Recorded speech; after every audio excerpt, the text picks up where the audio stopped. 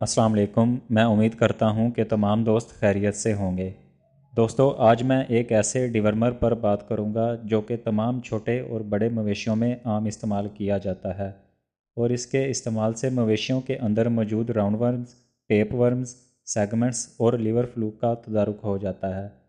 इस डिवर्मर को star laboratories की जानिब से तैयार किया गया है और इसको लिवोज़ान के नाम से ख़रीदा और बेचा जाता है। इसके अंदर 3 अद्वियात लिवामिसोल हाइड्रोक्लोराइड, ऑक्सीक्लोजानाइड और कोबाल्ट सल्फेट शामिल हैं।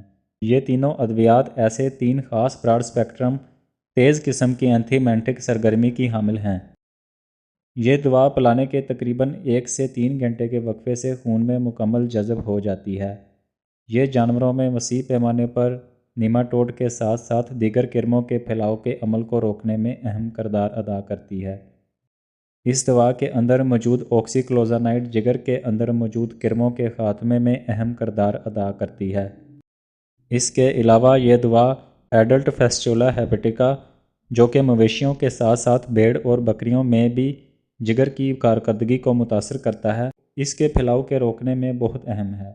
दवा में मौजूद तीसरे अहम अंसर का नाम कोबाल्ट सल्फेट है, जो कि विटामिन B12 की कारकर्दगी को बढ़ाता है।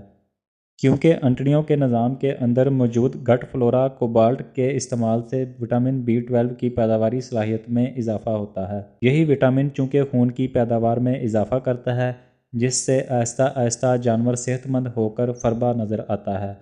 लिहाजा हम ये कह सकते हैं कि अगर आपने जानवरों का वज़न बढ़ाना हो तो इस डिवर्मर का इंतखाब आपके तमाम मवेशियों के लिए बेहतर साबित होगा। लिवाज़ान प्लस को हामला जानवरों में डॉक्टर के मशवरे से इस्तेमाल किया जाए। अगर इसके खुराक पर बात करें तो बड़े मवेशियों में 50 किलोग्राम जिस्मानी वज़न पर 25 मिलीलीटर तक पिला सकते हैं। इसके साथ साथ भेड़ बकरियों में 20 किलोग्राम जिस्मानी वज़न पर 10 मिलीलीटर लिवोज़ान पिलाएं। दवा के शानदार नतज के हसूल के लिए लाजमी है कि इसको इस्तेमाल से कबल अच्छी तरह हिला लें। इसके अलावा दवा को ऐसी जगह पर स्टोर करें जो कि दवा के ऊपर दिए गए दर्जा हरारत की हामिल हो। अगर आपके जहन में दवा के मतलब कोई भी सवाल हो तो कमेंट सेक्शन में पूछ सकते हैं। दुआओं में याद रखिएगा। मिलते हैं अगले टॉपिक के साथ। अल्लाह हाफिज़।